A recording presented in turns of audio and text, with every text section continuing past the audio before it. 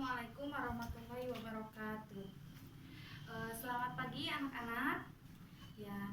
Bagaimana kabarnya hari ini? Alhamdulillah ya, semoga selalu sehat.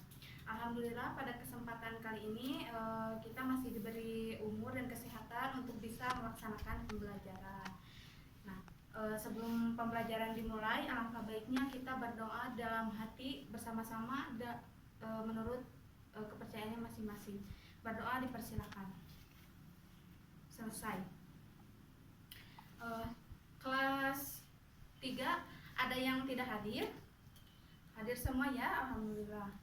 Kelas 4 ada yang tidak hadir? Hadir juga ya semua ya, alhamdulillah.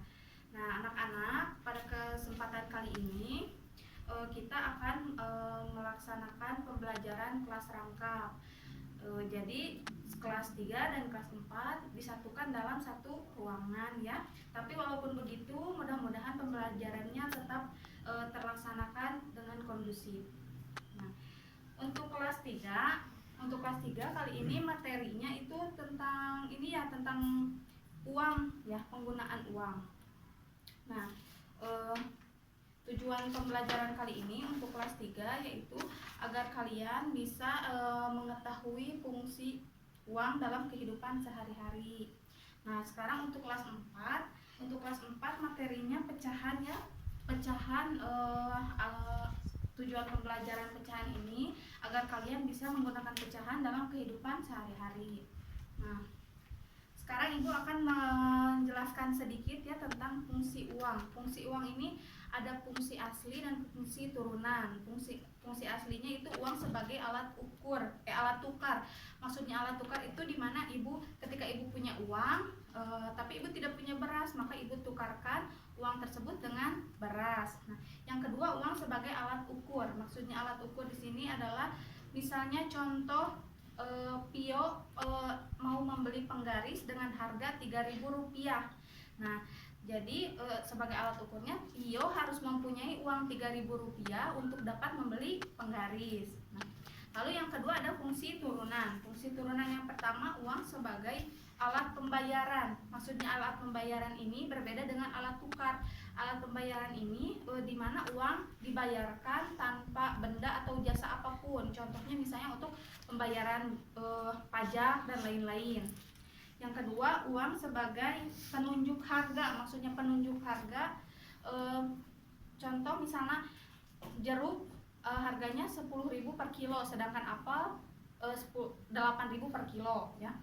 Lalu yang ketiga, uang alat pembayaran utang. Yang keempat, uang alat penimbun kekayaan, dimana jika kita menyimpan uang atau bisa disebut menabung, kita bisa menggunakannya secara ketika ada keperluan mendadak ya. Lalu untuk pecahan, untuk kelas 4 ya, pecahan itu jadi sangat penting ya. Contohnya untuk kehidupan sehari-hari, misalnya kalian ingin berbagi kue untuk 4 orang. Nah, sedangkan kuenya belum dipotong. Nah, kalian harus bisa memotong bagian dengan besar yang sama.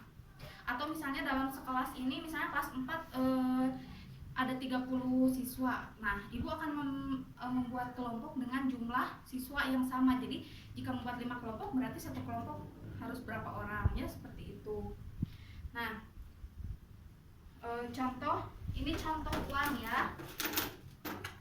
Ada uang kertas dan ada uang logam. Ini yang disebut dengan uang. Nah, sekarang kalian kerjakan tugas di LKS secara individu ya, kelas 3 dan kelas 4. Yang sudah boleh boleh dikumpulkan. Ya, sudah semua ya. Ya. Baiklah anak-anak, untuk hari ini pembelajarannya dicukupkan. Mohon maaf bila ada salah kata dalam mengajar, dan jangan lupa di rumah kerjakan tugas dan tetap belajar. Jangan lupa belajar dan ingat fungsi uang dan pecahan dalam kehidupan sehari-hari. Wabillahi taufiq wal hidayah. Wassalamualaikum warahmatullahi wabarakatuh.